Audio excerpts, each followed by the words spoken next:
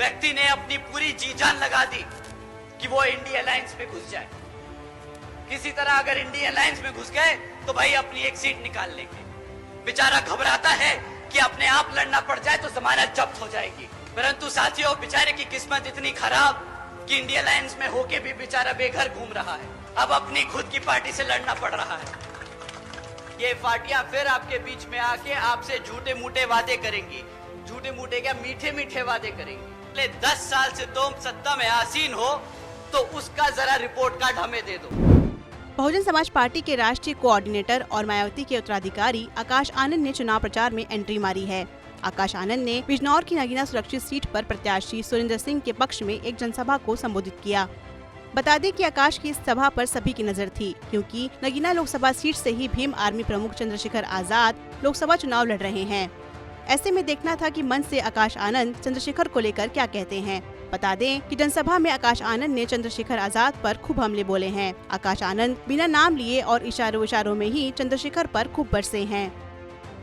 BSP supremo Mayawati के भतीजे आकाश आनंद ने कहा कि कुछ दिनों पहले तक इस आदमी ने एक एक टिकट के लिए जी जान लगा दी थी कि किसी तरह से बेचारा इंडिया गठबंधन में घुस जाए। ये बेचारा घबराता है कि अकेले लड़ना पड़ जाए तो जमानत जब्त हो जाएगी, मगर बेचारे की किस्मत इतनी खराब है कि इंडिया गठबंधन में होकर भी ये बेघर घूम रहा है। पूछ रहा है कि कोई एक सीट तो दे दे भाई। अभी पिछले कुछ दिनों में इस व्यक्ति ने अपनी पूरी जी जान लगा दी कि वो इंडिया अलायंस में घुस जाए।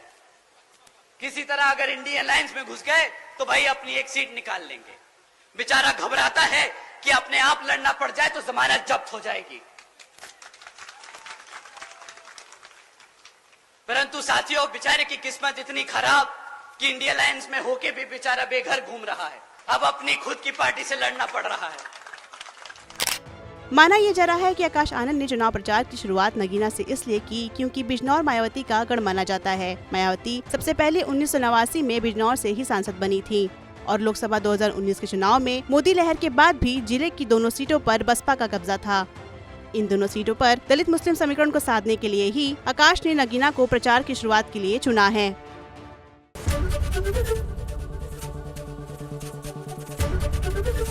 एबीपी गंगा, खबर आपकी, जुबान आपकी।